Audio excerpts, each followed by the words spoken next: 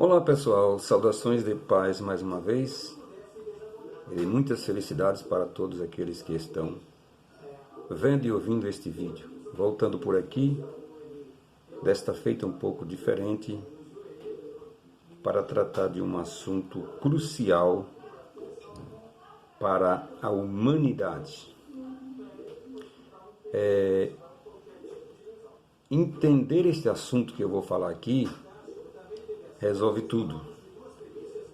E o não entendimento sobre este assunto tem causado uma grande confusão para o mundo, mas principalmente no seio das religiões cristãs, do sistema religioso do cristianismo. Porque eles sim são os responsáveis pelo grande equívoco. As religiões denominadas cristãs e as religiões monoteístas, que adotaram o Deus Criador como o seu Deus. O que vou falar aqui é do grande equívoco milenar que essas religiões criaram, a imagem que eles criaram a respeito desse Deus. Então, essas religiões, chamadas também de judaica cristã, elas criaram o maior equívoco de todos. E nós esperamos humildemente desmistificar este equívoco e esclarecer para as pessoas o que é que aconteceu e o que é que está acontecendo hoje em relação à imagem que criaram a respeito do único Deus verdadeiro, o Deus Criador dos céus e da terra e dos universos. Há muito tempo atrás, eu li uma frase que me chamou muita atenção. Esta frase dizia o seguinte: e Deus criou o homem à sua imagem e semelhança, e os homens criaram um Deus segundo a sua imagem e semelhança. Para mim, isto é a frase crucial. E se entender esta frase, se resolve tudo na nossa vida, no tocante aos assuntos religiosos, das regras, das doutrinas religiosas e da má imagem, da inversão da imagem que se tem hoje a respeito de Deus. Deus criou o homem conforme a sua imagem e semelhança. E os homens mudaram a imagem de Deus para adaptá-la à sua própria imagem humana, a imagem e semelhança dos homens. Isso também é chamado de antropomorfismo, mas não na sua totalidade. A verdade é que toda a imagem de Deus que se tem hoje é baseada nesse conceito de que Deus é igual aos seres humanos, de que ele age em conformidade com as ações humanas. Eu vou ler aqui alguns trechos de um livro que, por uma questão particular, não vou revelar o nome, mas ele é bastante sugestivo e esclarecedor na sua escrita. Vou ler aqui algumas frases deste livro que diz assim: em sua imaginação, vocês criaram um Deus magoado nos seus sentimentos. Então aqui a gente já abre com esta frase esclarecedora, que é fato, que as pessoas na sua imaginação, no seu imaginário, elas criaram um Deus magoado. Elas acreditam que Deus pode se magoar com alguma atitude que eu tomo, que contraria o seu ponto de vista, que desobedeça às suas ordens. Então essas pessoas acham que Deus fica magoado por alguma atitude ou má atitude que as pessoas possam tomar em relação às suas ordens. Então acham que Deus fica ferido. Eu não fico magoado. Minhas sensibilidades não são ofendidas. Vocês não podem me perturbar. O que você acha? Deus pode ser magoado? Deus pode ficar perturbado? Minhas sensibilidades não são ofendidas. Vocês não podem me perturbar. Não podem me deixar zangado. Perturbação e zanga são as antíteses de o que de fato Deus é.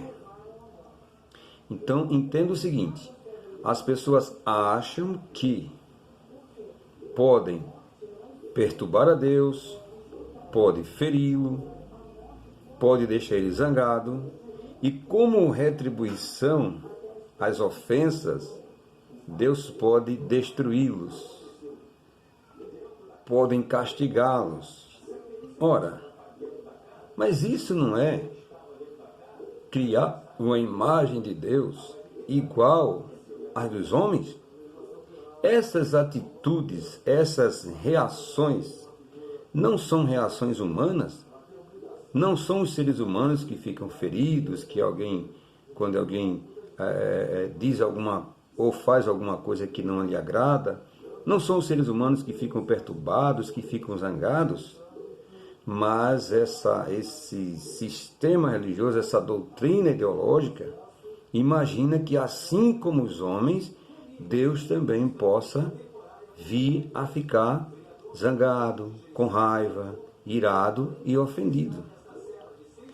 Vocês imaginam que sou um ser igual a vocês. Aqui está o ponto-chave da questão.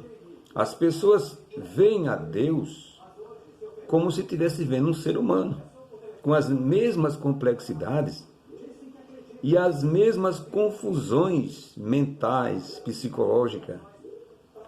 É a questão da criar Deus conforme uma imagem do ser humano. Vocês imaginam que sou um ser igual a vocês? Apenas maior e mais poderoso. Essa é a única diferença, né? Que vive em algum lugar do universo, uma espécie de figura paterna, com necessidades do eu e agitações emocionais iguais às suas. Então eu já vi pessoas chegar ao absurdo de dizer que não tomasse determinadas atitudes porque iria deixar Deus triste, porque iria deixar Deus com ciúme, porque iria magoar a Deus. Então as pessoas fazem de tudo para não deixar Deus triste, para não deixar Deus zangado, para não deixar Deus magoado. Esta caricatura, esta imagem que essas pessoas têm na mente sobre Deus, na verdade é uma imagem que eles deveriam ter sobre o ser humano. Eles não conseguem estabelecer a diferença em todos os sentidos, e no caso de Deus muito melhor.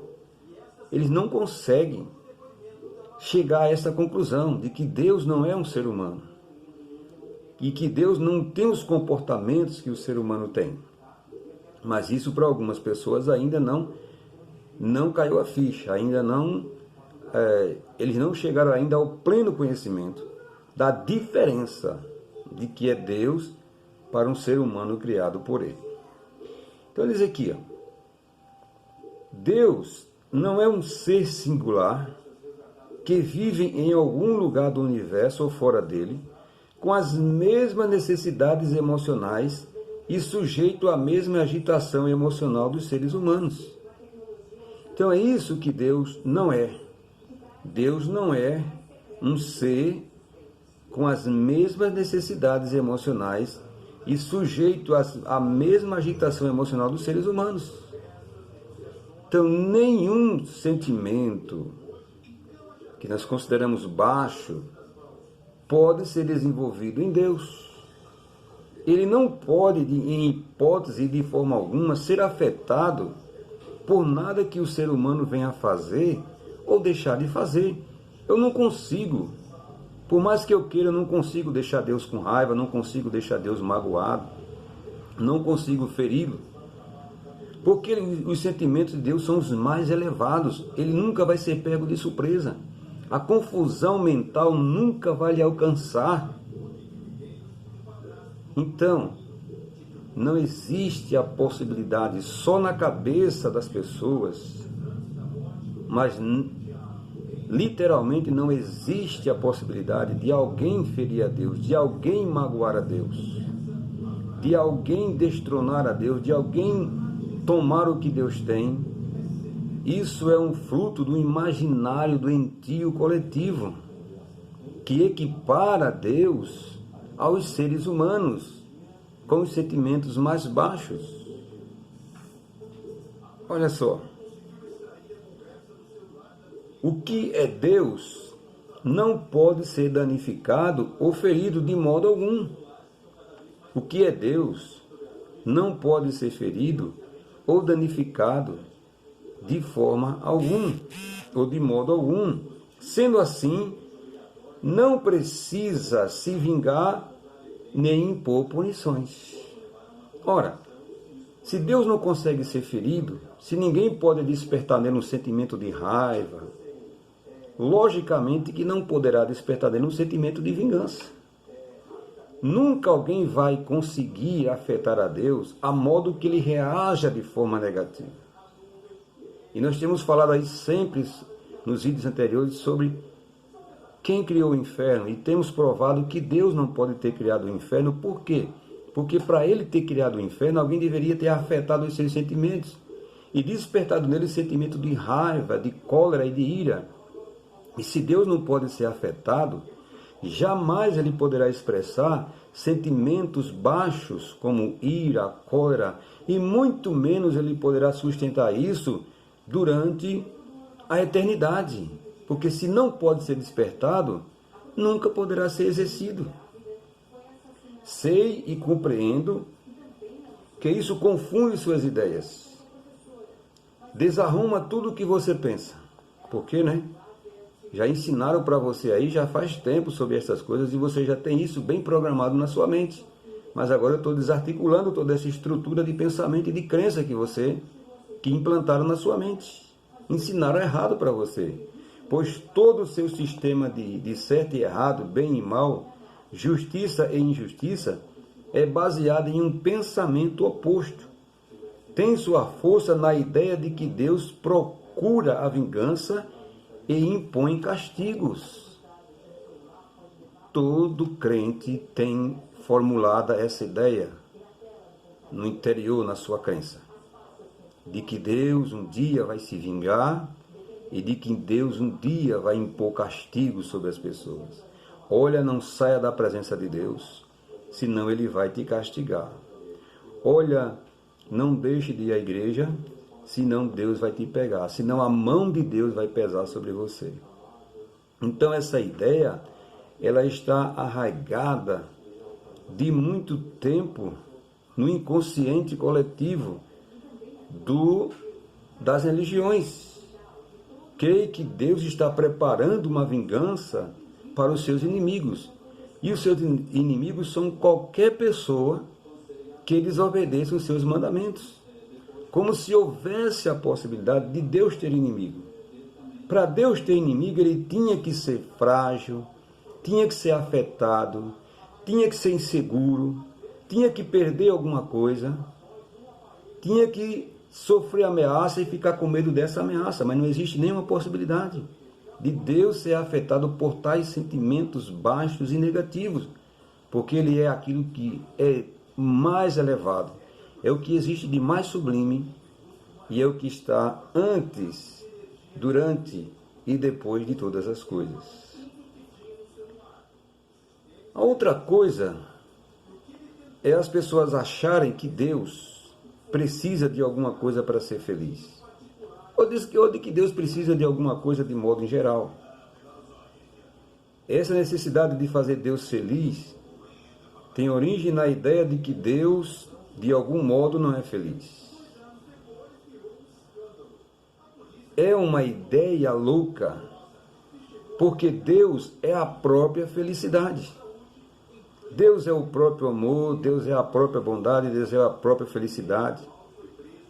E como é que o próprio amor pode criar alguma coisa de maldade? Como é que a própria felicidade pode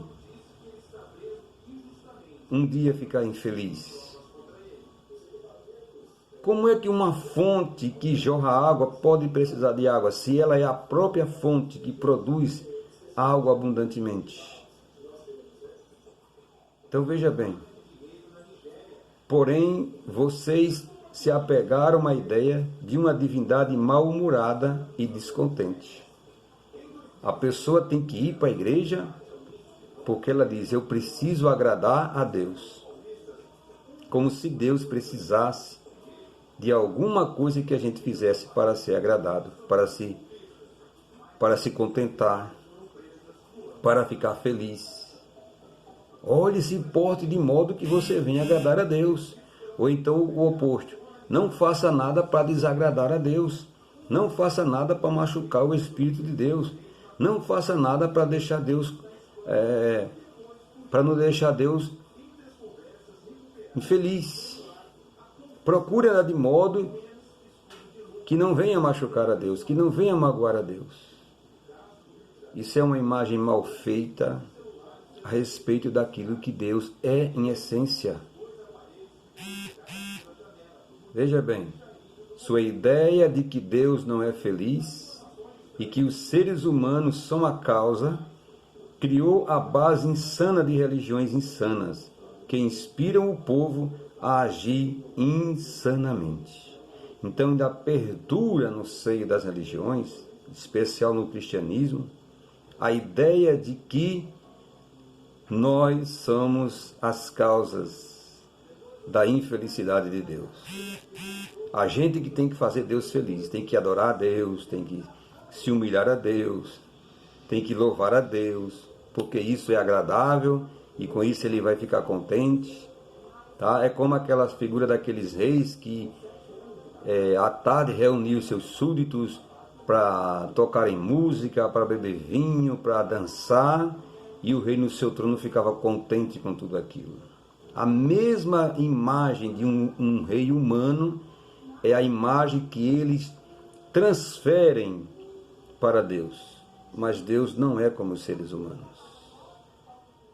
Deus está acima e além de tudo. Muito bem. É também a epítome da arrogância imaginar que, de certo modo, alguma coisa que os seres humanos fizessem poderia fazer com que o Criador do universo desistisse da paz e do amor. Gente, Deus é um espírito inabalável. Não tem falta de nada. Nada de mal lhe alcança. Ele habita na luz impenetrável, na luz inacessível. Nada de ruim pode partir dele. Nada de mal pode ser projetado por ele. Ele não sofre nenhuma ameaça. Ele não tem medo. Ele não acorda com medo, nem dorme com medo. Ele não tem as necessidades do ser humano. É uma arrogância e uma ignorância descomunal poder ainda acreditar que Deus tem os mesmos sentimentos que os seres humanos têm. Por isso que vem causando uma grande confusão nas pessoas. Deus nunca vai desistir do amor, porque Ele é o próprio amor. O que você faz ou deixa de fazer não muda o que Deus sente por você. A humanidade e o que ela faz não pode mudar aquilo que Deus é. E Deus não pode ser afetado, por isso Ele não pode retribuir à altura. Porque a única retribuição que Deus dá para as pessoas é aquilo que Ele é. É o que Ele tem. Amor, paz, bondade, alegria, todos esses sentimentos mais elevados.